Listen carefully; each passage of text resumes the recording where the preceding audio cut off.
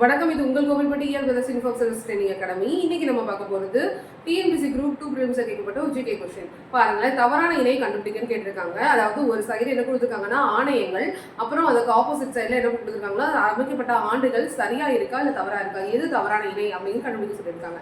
பாருங்களேன், ஃபர்ஸ்ட் தேசிய மனித உரிமைகள் ஆணையம் அப்படின்னு சொல்லி கொடுத்துருக்காங்க. மனித உரிமைகள் ஆணையம், அதாவது நேஷனல் ஹியூமன் ரைட்ஸ் கமிஷன், இது வந்து 1993 கொடுத்துருக்காங்க. ஆமாம், 1993 தான் மனித உரிமைகள் சட்டத்தின்படி இதை கொண்டு வந்திருக்காங்க.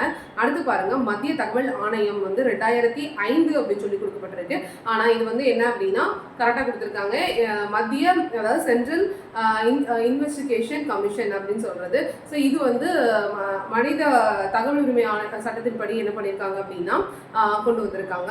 அடுத்து பார்த்தீங்க அப்படின்னா இது ரெண்டாவது ஆப்ஷன் சரியாக தான் கொடுத்துருக்கு. அடுத்து பாருங்களேன், மத்திய கண்காணிப்பு ஆணையம் 1963 கொடுத்துருக்காங்க. ஆக்சுவலாக இது தவறு. 1964 தான் இந்த ஆணையம் உருவாக்கப்பட்டது.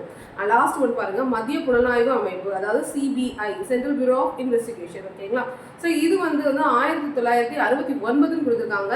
இது வந்து தவறு. 1963 தான் இந்த ஆணையம் வந்து கொண்டு வரப்பட்டிருக்கு. ஸோ அப்போ எந்தெந்த ஆப்ஷன்ஸ் வந்து தவறாக இருக்குது அப்படின்னு பார்த்தீங்கன்னா 3 and 4 தான் தவறாக இருக்குது. ஸோ இதன்படி பார்த்தீங்க அப்படின்னா ஆப்ஷன் சி தான் வந்து விடை. ஓகேங்களா?